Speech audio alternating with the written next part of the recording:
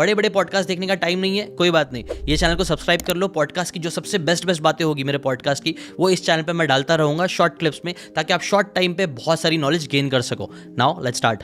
इससे रिलेटेड कोई आपके पास कोई इंटरेस्टिंग स्टोरी है? मे बी आपके स्टूडेंट, आपने कितने सारे लोगों को आपने ट्रेन किया है अभी तक, आपको बताओ। आप मैंने अभी हम बिहाइंड द कैमराज भी बात कर रहे थे कि आपको भी 20 साल के ऊपर हो चुका है, 20-25 साल, कितना साल हो गया आपको? मुझे 27 साल हो गए स्टेज पर। 27 साल, मतलब one of the first person जिसने मुझे लगता है इंडिया में स्टार्ट किया होगा मे बी। तो अभी तक आपने कितने लोगों को ट्रेन कर चुका है आपने? अभी तक 26 लाख से ज़्यादा लोग मेरे लाइव सेमिनार्स और वर्कशॉप्स में आ चुके हैं। 26 लाख। और पेंडेमिक के बाद ऑनलाइन में तो और भी ज़्यादा होंगे, बट Okay. मैं आप बात कर रहा हूँ फिजिकल इन पर्सन सेमिनार्स। और उनमें से कुछ तो स्टोरीज होगी जो एकदम शाइनिंग स्टार की तरह दिखती होगी आपको, जो बहुत प्राउड भी फील कराती होगी। ऐसी कोई स्टोरी इंटरेस्टिंग ज़रूर किसी इंसान की? मुझे याद है अभी भी, अतुल कासत बोल कर हमारे एक पार्टिसिपेंट आए थे, and he was suffering from severe depression. अब दिन की 16 गोलियां खाते थे, 11 साल से डिप्रेशन में थे। डॉक्टर, साइकेट्रिक, संत महात्मा, तांत्रिक, सभी के पास जाने की उनकी कोशिश रह चुकी थी। परिवार हर जगह उनको लेकर जा चुका था। But when he attended couple of my seminars, तो वो बेचारे अपने शहर से बाहर निकल करके जहाँ पर मेरा प्रोग्राम हो रहा था वहाँ पर ट्रैवल करके आए थे, और वहाँ से उनका पूरा माइंडसेट चेंज हुआ। मैं ये मानता हूँ कि हमारी ज़िंदगी में सारा खेल माइंडसेट का है। प्रॉब्लम बाहर नहीं है, प्रॉब्लम यहाँ पर होते हैं।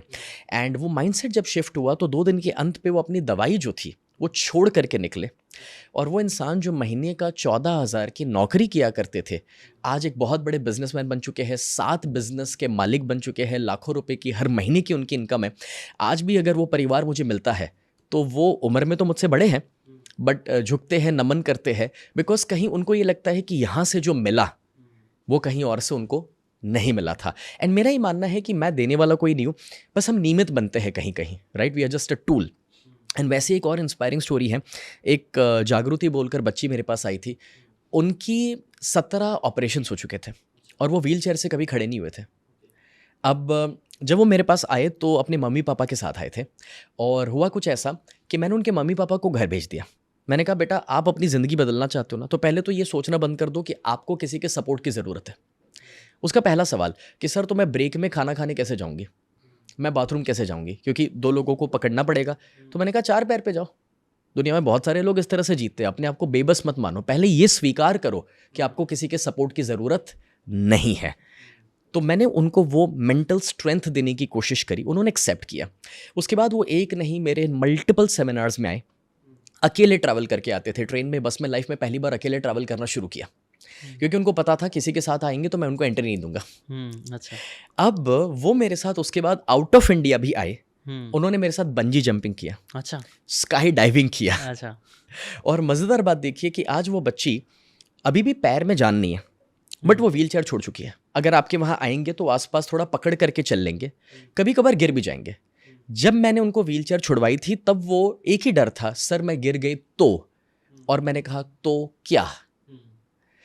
इंसान को जब गिरने का डर है, बच्चे को अगर गिरने का डर आ जाए तो वो चलना कभी नहीं सीखेगा। हम साइकिल चलाते हैं, 2 बार गिरते हैं तो साइकिल आ जाती है, 2 बार डूबते हैं तो स्विमिंग आ जाता है। तो पहले तो वो डर तोड़ना बहुत ज़रूरी होता है।